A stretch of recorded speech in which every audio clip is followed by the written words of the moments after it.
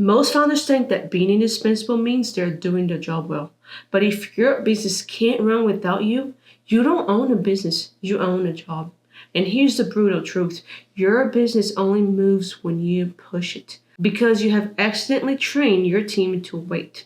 Today, I'll show you how to move from a buzz factor of 1 to a buzz factor of 3 in 12 weeks. Hey, I'm Emily. I know how exhausting it feels when your entire business depends on you being available. Every decision, every approval, every file, it all runs through you. And the longer it goes on, the heavier it gets. But here's what most founders don't realize. Being the single point of failure isn't a sign you're doing it right. It's a sign your systems are stuck in your head. Today, I'll walk you through what the buzz factor really means, why it's costing you everything, and how to fix it using the extract phase of the operations reset framework. So let me tell you where this term comes from. In the tech world, there's a concept called buzz factor. It comes from a simple question. How many people on your team will need to get hit by a bus before your project completely falls apart? It sounds dark, but it's incredibly practical. And here's where it gets interesting. Back in the early 2000s, the Linux kernel project had a buzz factor of 1. One person held almost all the critical knowledge, and the entire open source operating system that powers most of the internet depended on that person staying healthy, available, and willing to keep going. When your buzz factor is 1, you are the buzz. If you take a week off, things stop. If you get sick, projects stall. If you're unavailable for a day, your team waits. The buzz factor isn't just about literal disaster, it's about fragility. It measures how dependent your business is on a single person. And for most founders earning $200K a year to $2 million a year, that number is 1. You. So, why does this matter? Because when your buzz factor is 1, you pay a price every single day. And most founders don't realize how expensive that price actually is. There's a famous story from the 1628 about a Swedish warship called Vasa. The king wanted the biggest, most impressive warship ever built. Top-heavy design, extra cannons, beautiful decorations. Everyone knew it wasn't stable, but no one challenged the king's vision. So they built it exactly to his specs, launched it in front of thousands of people, and it sank 20 minutes into the voyage because the entire design relied on one person's judgment. And when that person's judgment was flawed, the entire thing collapsed. When your business only moves because you're pushing it, you are the Vasa. You are holding everything together through constant effort. And the moment you stop, everything stalls. You can't really take a day off. Even when you're on vacation, you're checking messages, you're answering questions, you're putting out fires. Your team waits on you. Not because you're lazy, but because they don't have authority. They don't have the context or the documentation to move forward without you. A founder I know ran a business for years. Revenue hit 1.2 million, team of 9 people. It looked successful from the outside. But he couldn't take a single day off without everything grinding to a halt. His team would slack him at 9 p.m. with questions like, should I send this to the client? Or what's the next step here? Not because he didn't care, but because he had never documented the decision rules. He had never extracted the system from his head and made it transferable.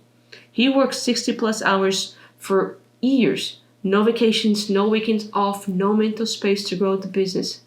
That's the real cost of buzz factor of 1. It's not just risks, it's exhaustion. It's being trapped in a business that depends entirely on you staying available. So here's the question most founders ask at this point. If it's so obvious that being the single point of failure is unsustainable, why do so many founders stay stuck there? Here's what I've learned after working with overwhelmed founders. It's not because you're bad at delegating. It's not because your team isn't capable. It's because everything lives in your head. You know exactly how to handle client escalation.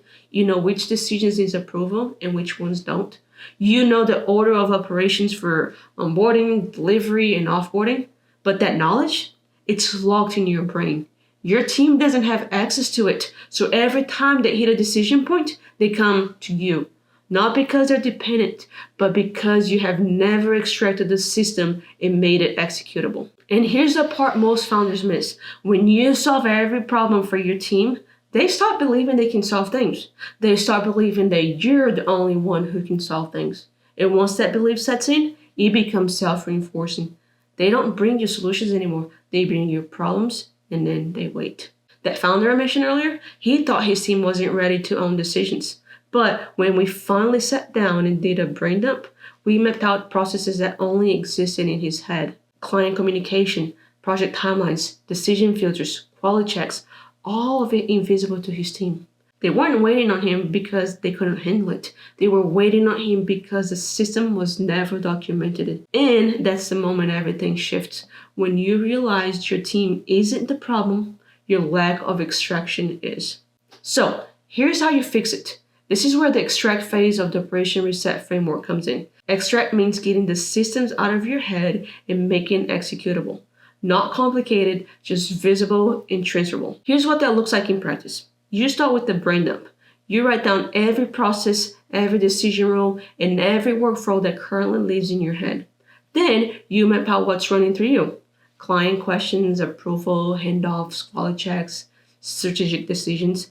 Then you document the top 5 bottlenecks, the top 5 things your team asks you the most. And you turn those into simple decision filters they can use without you. That's it. No complex software, no rigid system, just clarity. When you extract the system, your team finally has access to the knowledge they need to move forward.